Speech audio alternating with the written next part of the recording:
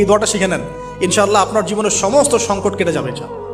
আমি নিজেও এই দোয়াটা বেশি বেশি করার চেষ্টা করি। দোয়াটা হচ্ছে, মুসা আলাইহিস সালাম একটা গাছের নিচে হেলান দিয়ে বসলেন, বসে দেখলেন দুজন মেয়ে দাঁড়িয়ে আছে দূরে, পানি নিতে পারছে না, লোকজন পানি নিয়ে যাচ্ছে, ওরা দাঁড়িয়ে আছে বেচারি।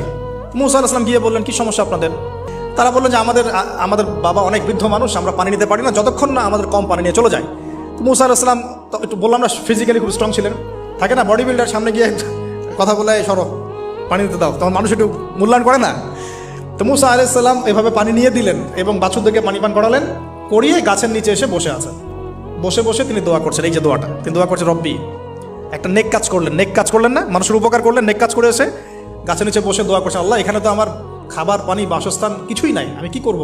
রব্বি ইন্নি লিমা আনজালতা ইলাইয়া মিন খায়রিন ফাকির, রব্বি ইন্নি লিমা আনজালতা ইলাইয়া মিন খায়রিন ফাকির।